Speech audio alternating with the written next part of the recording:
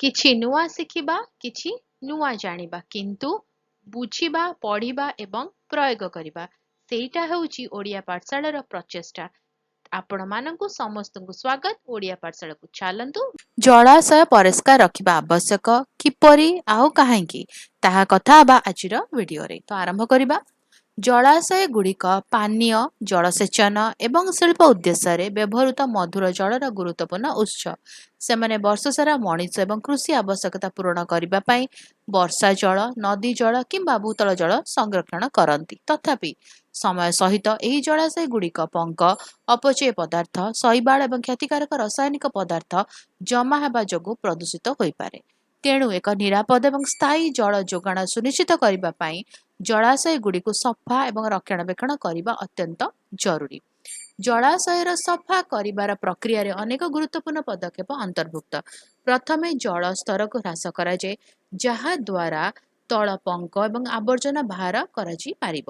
Plastic ବୋତଲ, ପତ୍ର ଏବଂ କାଦ ଭଳି କଠିନ ଅଳିଆ ସଂଗ୍ରହ ଏବଂ ସଠିକ୍ ଭାବରେ ନିଷ୍କାସନ କରାଯାଏ।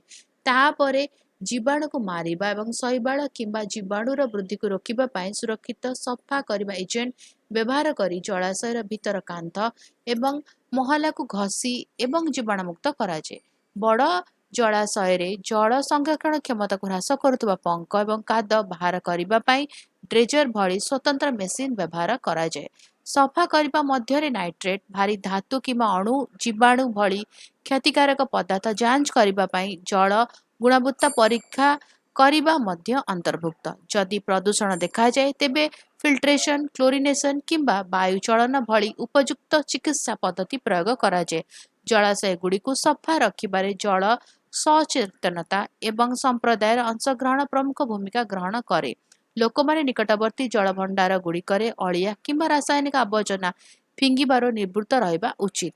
ନିୟମିତ ସଫା ଏବଂ ତଦାରଖ ଜଳର ବିଶୁଦ୍ଧତା ବଜାୟ ରଖିବା ଏବଂ ଜଳବାହିତ ରୋଗକୁ ରୋକିବାରେ ସାହାଯ୍ୟ କରେ। ଏକ ସ୍ୱଚ୍ଛ ଜଳଭଣ୍ଡାର କେବଳ ସୁସ୍ଥ ଜୀବନଯାପନ ସୁନିଶ୍ଚିତ କରେ ନାହିଁ, ବରଂ ଜଳଜୀବୀଙ୍କୁ ସମର୍ଥନ କରେ ଏବଂ ପରିବେଶକୁ ସୁରକ୍ଷା ଦିଏ।